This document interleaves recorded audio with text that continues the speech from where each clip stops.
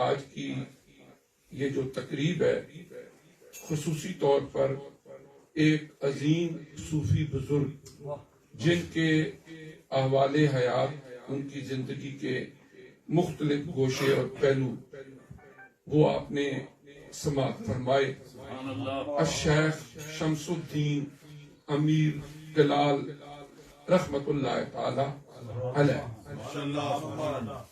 جہاں تک ان کے حالات زندگی کا تعلق ہے آپ نے انگلش میں بھی سماعت فرمائے، اور محترم حضرت علامہ حافظ اعجاز احمد صاحب نے اردو میں بھی بے تفصیل اس پر گفتگو کی، اور مجھے بھی ٹیلی فون پر حضرت نے یہی حکم دیا تھا، اور جو معلومات اویلیبل تھیں وہ تقریباً ایک جیسی ہیں جو بیان ہوئی ہیں۔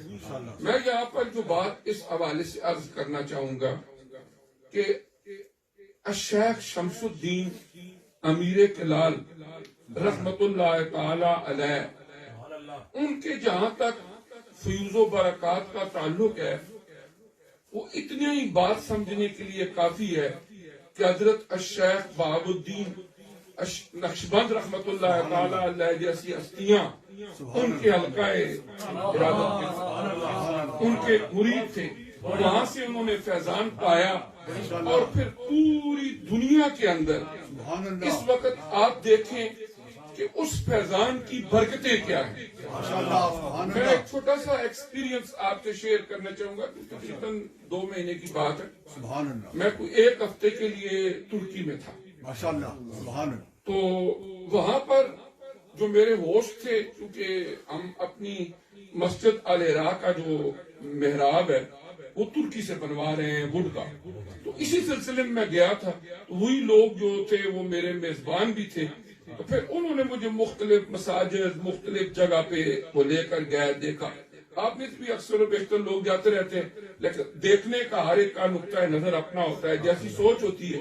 کوئی بندہ دیکھتا ہے کہ بلڈنگیں بڑی خوبصورت ہیں، فلاں چیز بڑی اچھی ہے، تو جس طرح کا ذوق ہوتا ہے اسی طرح بندہ پھر گہرائی کے ساتھ دیکھتا ہے۔ میں نے جو وہاں پر دیکھا ہے، آج سے 20 25 30 سال پہلے کا ترکی جو ہماری یاد میں ہے، کہ وہاں پر کسی بچی کو کالج میں یونیورسٹی میں سکارف پہننے کی اجازت نہیں تھی، داڑھی رکھنے کی وہاں کسی کو اجازت نہیں تھی۔ اسی طرح یعنی بے شمار وہ چیزیں تھیں کہ جو اسلام کی بنیادیں ان کو ہلا کے رکھ دیا تھا۔ جب خلافت عثمانیہ 1924 میں ختم ہوئی اور اس کے بعد مصطفیٰ کمال پاشا وہاں کے حکمران بنے، تو انہوں نے عربی زبان تک وہاں سے ختم کرنے کی کوشش کی اور بہت کچھ کیا، لیکن اس کے بعد جو موجودہ تبدیلی ہے وہاں پر، کہ جو وہاں کے ابھی پرائم منسٹر ہیں، پہلے صدر بھی تھے طیب اردگان، ان کی بیوی خود سکارف کرتی ہے، اور وہ خود سلسلہ نقش بندیہ کے فیض یافتہ ہے۔ شاید آپ کو پتا ہوگا کہ وہ شیخ محمود افندی رحمت اللہ تعالی علیہ جو سلسلہ نقش بندیہ کے ایک بہت بڑے شیخ تھے، انہی کے مدرسے میں انہوں نے پڑھا، انہی کے وہ مرید ہیں، اور اسی لیے پچھلے دنوں جب ان کا انتقال ہوا ان کے جنازے میں بھی صف اول میں وہ موجود تھے۔ تو میرا کہنے کا مقصد یہ ہے کہ اس وقت پوری دنیا کے اندر کفر کی یلغار کے خلاف ایک بہت بڑی تبدیلی جو آتی آپ کو نظر آتی ہے، اس میں سلسلہ نقش بندیہ کے فیوز و برکات کا ایک بہت بڑا حصہ ہے، اور یہ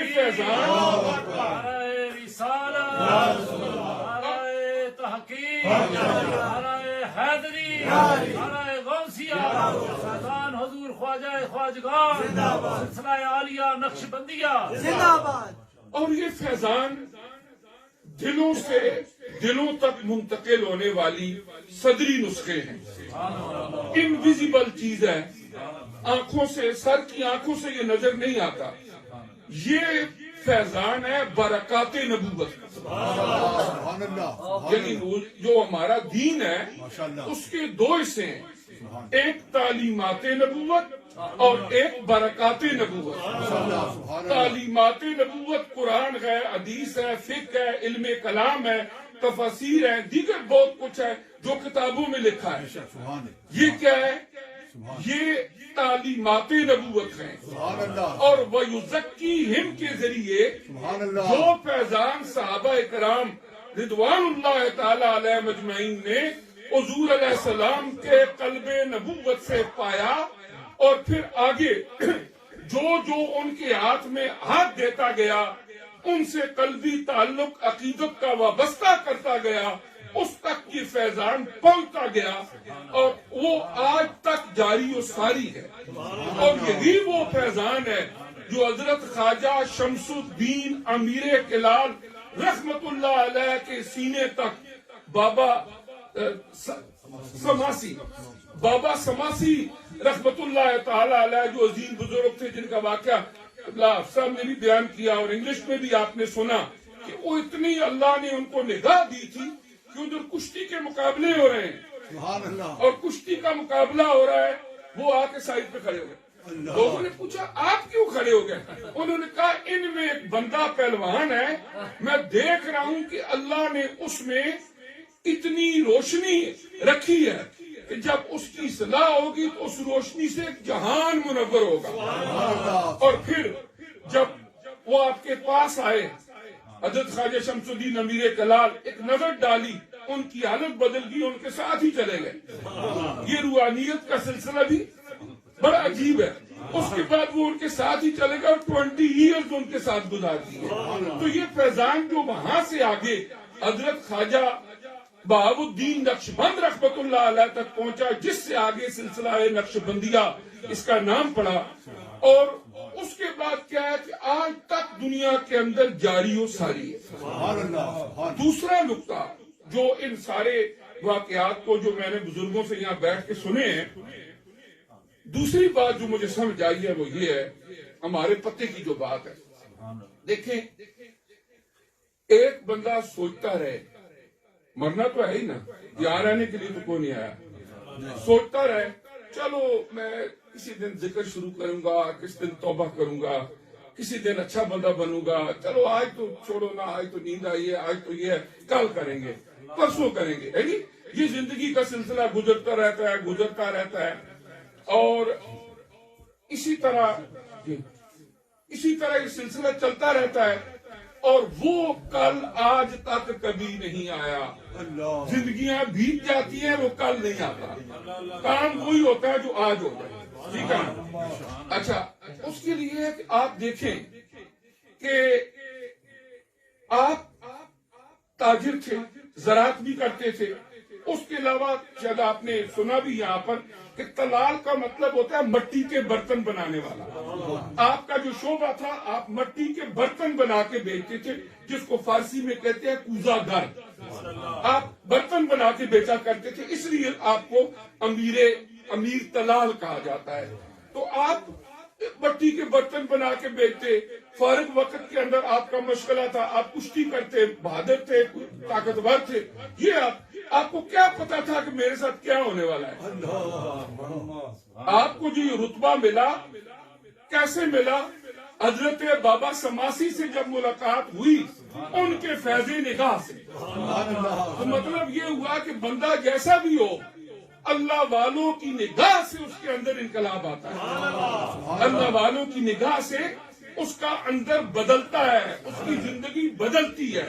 تو ایک اللہ والے کی ایک نظر نے حضرت خواجہ شمس الدین امیر کلال کو کوزہ گر سے، برتن بنانے والے سے، زراعت کے طور پر ہل چلانے والے اور میدان میں کشتی لڑنے والے کو اللہ کا برگزیدہ بندہ بنا دیا، اور پھر ایسا برگزیدہ بندہ بنا دیا کہ آج اس مجلس میں ہم جو ذکر اذکار کر رہے ہیں اور دنیا پوری میں جو لطائف مراقبات ذکر اذکار ہو رہے ہیں اس سلسلے کے، اس سب کا ثواب قیامت تک ان کو پہنچتا رہے، اس لیے کہ پودا انہوں نے لگایا تھا آگے۔ تو اب یہ ہے کہ کئی ایسے واقعات ہمیں ملتے ہیں کہ ایک لمحے کے اندر زندگیاں بدل گئی۔ مثلا آپ ایک بڑا مشہور واقعہ جو بڑے بڑے محدثین نے لکھا ہے، فضیل بن عیاض رحمت اللہ تعالی علیہ، ڈاکو تھے اپنے وقت کے، چوریاں کرتے تھے. ایک دن ایک گھر میں گئے ڈاکہ مارنے کے لیے، دیوار پھلانگ رہے تھے کہ میں جاؤں جا کر لوٹ لوں گھر سے. اندر کوئی بندہ قرآن کی تلاوت کر رہا تھا. الم یعن للذین آمنوا ان تخشع قلوبہم لذکر اللہ، کہ کیا مومنوں کے لیے ابھی تک وہ وقت نہیں آیا کہ ان کے دل اللہ کے ذکر سے خوف زدہ ہو جائے. سبحان اللہ سبحان اللہ. کیا ابھی تک مومنوں کے لیے وہ وقت نہیں آیا؟ یہ اللہ نے سوالیہ انداز میں قرآن میں فرمایا ہے. تو جب آپ کے کانوں سے یہ قرآن کی آیت ٹکرائی تو آپ کا دل بدل گیا. آپ نے جواب دیا اللہ وہ وقت آ گیا ہے، اے اللہ وہ وقت آ گیا ہے. اسی وقت توبہ کی، اور پھر اس کے بعد توبہ کرنے کے بعد جن جن لوگوں کا مال لوٹا تھا، جو کچھ تھا ان کو واپس کیا، زندگی بدلی. پھر اس کے بعد حضرت امام ابو حنیفہ رحمت اللہ علیہ کے پاس بیٹھ کے تعلیم حاصل کی. آخری وقت آپ مکہ مکرمہ میں مسجد حرام شریف کے اندر بیٹھ کے حدیث کی تعلیم دیتے تھے، اور سینکڑوں ہزاروں آپ کے شاگرد ہوئے. اور پھر جب آپ کا انتقال ہوا تو جنت المعلا میں دفن ہوا. ایک طرف ڈاکو اور پھر اللہ کے وہ اولو العزم بندے. ایک لمحے کے اندر آپ یہاں پر آتے ہیں، باتیں سنتے ہیں، قرآن کی آیات سنتے ہیں. سم ٹائمز کوئی ایک ہی بات ہوتی ہے کلک کر جاتی ہے اور بندے کی زندگی بدل جاتی ہے. اور ان مجالس کا مقصد بھی یہی ہوتا ہے.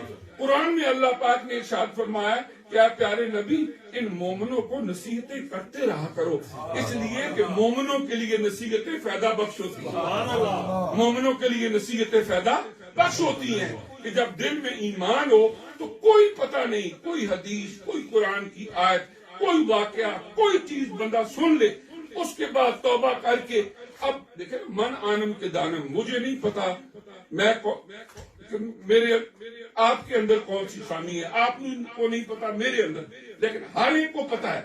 اب ان مجالس میں آنے کا مقصد یہ ہوتا ہے کہ ہم اپنے اندر جھانک کے اپنا جائزہ لیں، انالیسس کریں، اس کے بعد کوشش کریں توبہ کر کے اس رستے پہ چلیں کہ دنیا کی زندگی دن مہینے سال ہے، اور قبر قیامت تک صدیوں میں تک ہم نے وہاں رہنا ہے. پھر جب قیامت آئے گی تو ابد الاباد تک ہم نے وہاں رہنا ہے. چند دل کی لذتوں کی خاطر ہمیشہ کی زندگی کو برباد کر لینا یہ عقل مندی نہیں، یہ بیوقوفی ہے. آخری بات ایک واقعہ کہ حضرت ابراہیم ابن ادم وہ بھی ایک بڑے بزرگ تھے، لیکن کیا تھے؟